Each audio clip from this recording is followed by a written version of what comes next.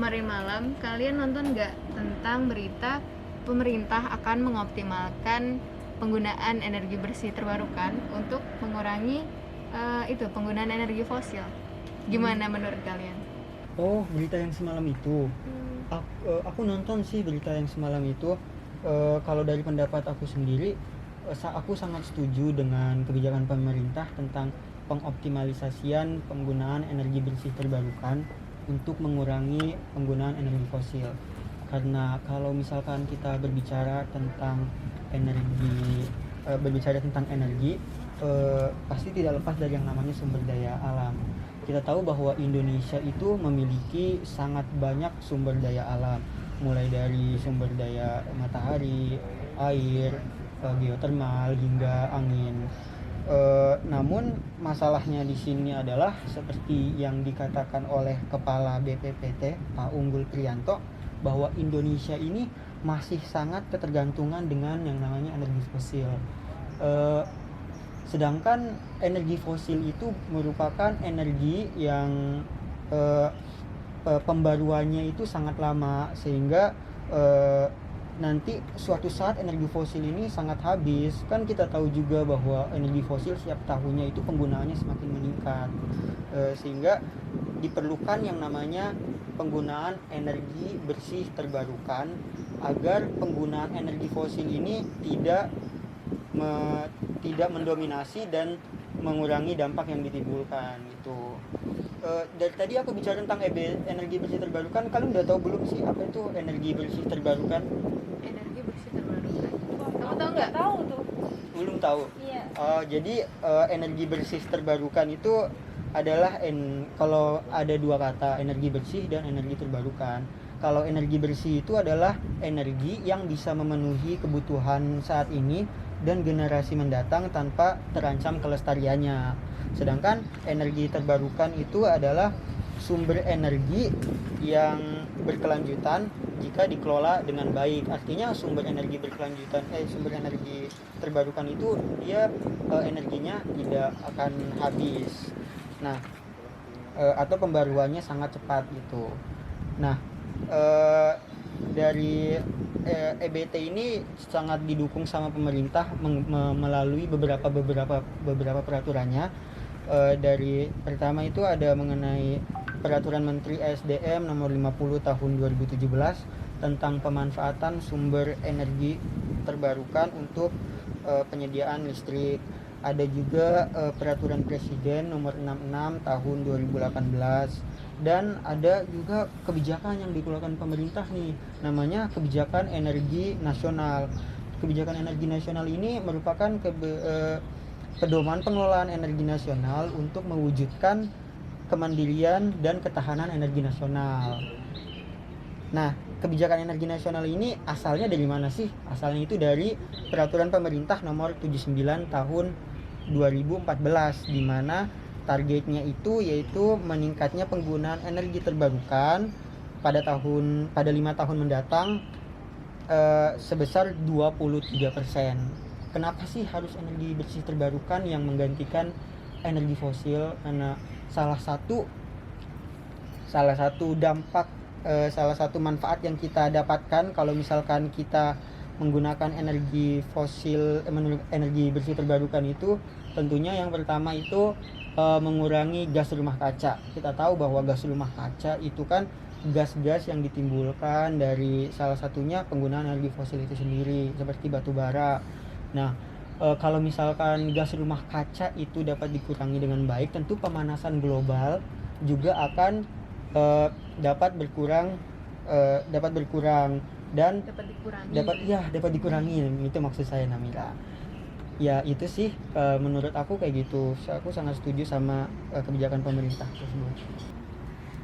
Kalau menurut aku nggak setuju lah sama kebijakan pemerintah untuk mengoptimalisasikan penggunaan energi bersih terbarukan dan untuk mengurangi penggunaan energi fosil ya kan. Karena kenapa? Pasti ada banyak rintangan sama hambatan yang akan kita lalui, apalagi untuk masyarakat yang di sekitar dari daerah di tempat kita optimalisasikannya itu. Nah, Juga penggunaan energi fosil ini menjadi ketergantungan bagi masyarakat dari dulu gitu.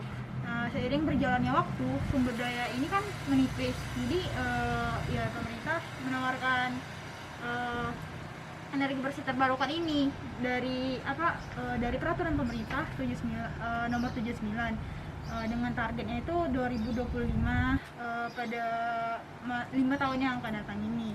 Nah, apa aja sih kayak rintangannya itu? Pertama, dari permintaan, dari demand yang relatif rendah. Gini loh, dibandingin sama energi fosil, energi bersih terbarukan ini pasti lebih dikit gitu loh yang membutuhkannya, karena masyarakat kita itu masih ketergantungan sama yang namanya energi fosil.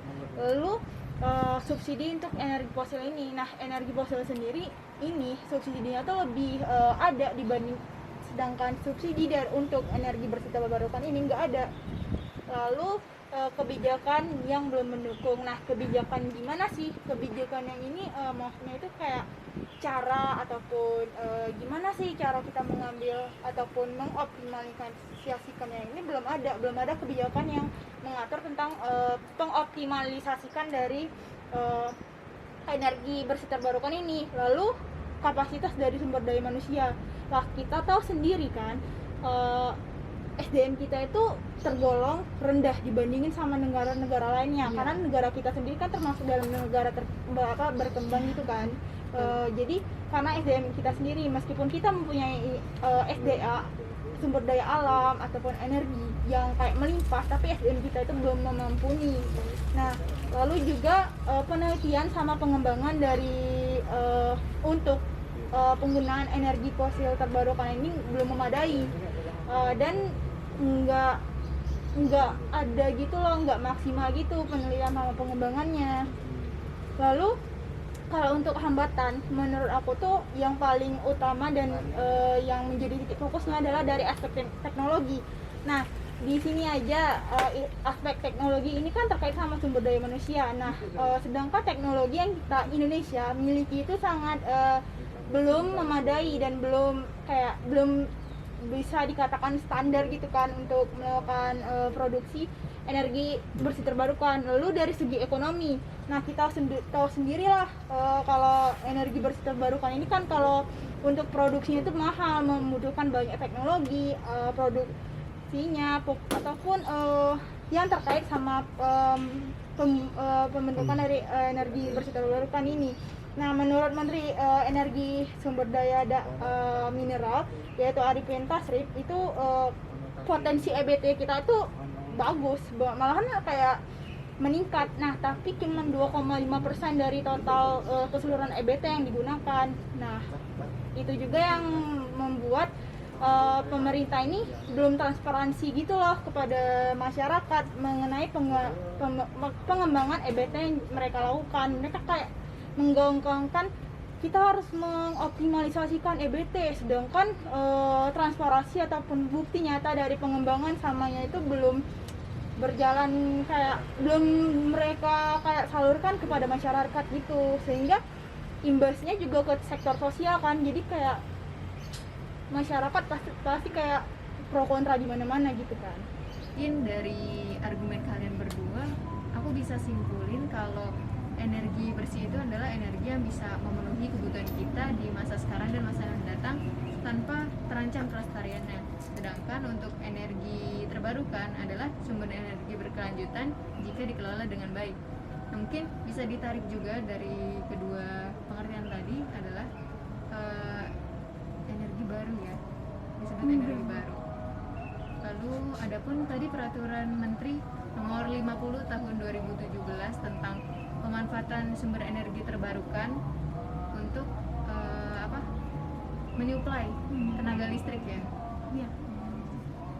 Dan juga memiliki dalam penggunaan EBT tersebut memiliki dampak positif, yaitu tadi mengurangi efek gas rumah kaca, terus di jangka panjangnya itu lebih aman dan tidak merusak lingkungan. Efek pemanasan global ya kan. Mengurangi efek pemanasan global. Tapi di sisi lain dari dampak positifnya itu memiliki berbagai hambatan kan ya, dari berbagai aspek juga. Yang pertama yang tadi aspek teknologi. Di Indonesia kan masih minim sekali kan teknologi yang berkaitan dengan EBT. SDM juga belum mampu. Ya. Lalu yang kedua itu ada aspek ekonomi.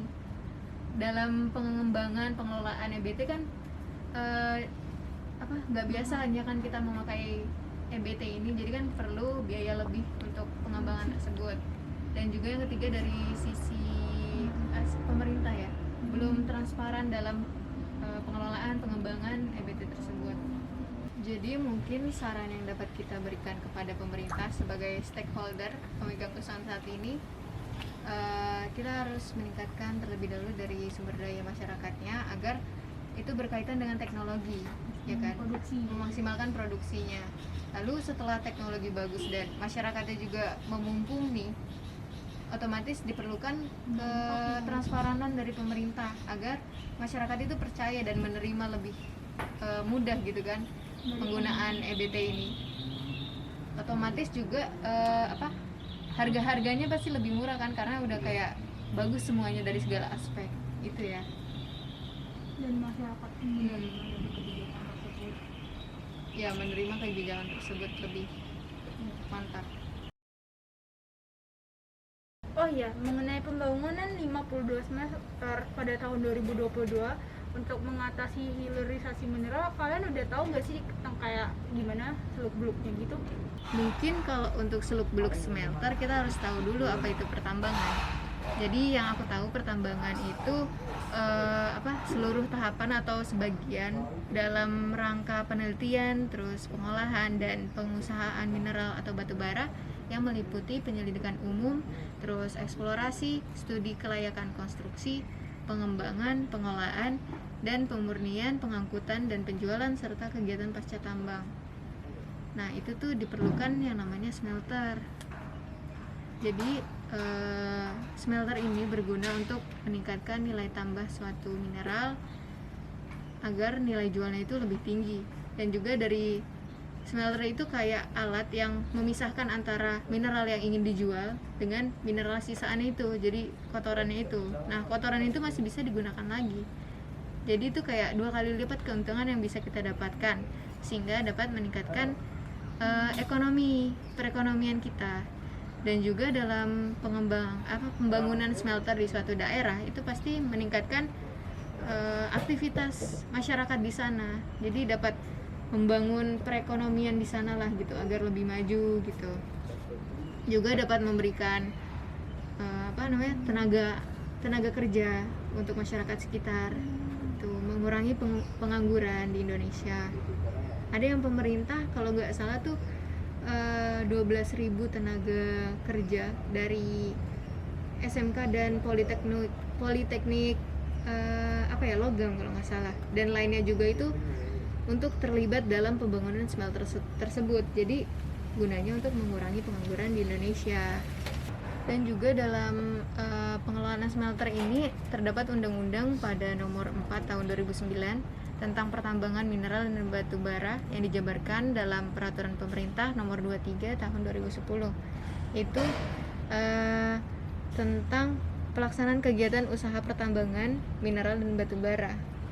Dan juga ada peraturan pada pasal 103 junto pasal 170 secara tegas diperintahkan kepada setiap pemegang izin usaha pertambangan atau IUP dan izin usaha khusus itu untuk wajib membangun pabrik smelter.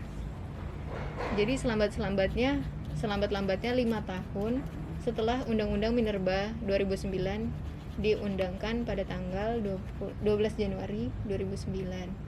Dan daerah yang telah dibangun smelter itu ada di daerah Gresik. Nah, itu membuat daerah tersebut hilirisasi mineral itu berjalan lebih maksimal. Dan juga ada rencana untuk pembangunan smelter di beberapa daerah itu di Undang-Undang Nomor 16 Tahun 2020. Itu ada Sulawesi Tenggara, Sulawesi Tengah, Maluku Utara, terus NTB, NTT, Kalimantan Tengah, Kalimantan Barat, dan Kalimantan Selatan. pembangunan smelter di daerah-daerah rencana tadi tersebut menimbulkan dampak positif pastinya, yaitu kualitas mineral akan semakin baik sehingga nilai jual akan semakin tinggi yang tentunya akan meningkatkan pendapatan perusahaan. Nah, pendapatan perusahaan pasti menimbulkan pajak ke pemerintah. Nah, itu dapat meningkatkan PDB. Lalu juga dengan adanya pembangunan smelter di suatu daerah itu akan berkembang pula bukan. Dengan adanya pembangunan smelter di suatu daerah akan meningkatkan produktivitas sektor lainnya, seperti meningkatkan penawaran jasa dan barang, perekonomian daerah, lokasi smelter tentunya akan berkembang pula dengan adanya aktivitas di lokasi tersebut, dan juga membuka lapangan pekerjaan baru untuk masyarakat sekitar, serta memberikan penghidupan masyarakat tersebut melalui perekonomian dengan contohnya berdagang.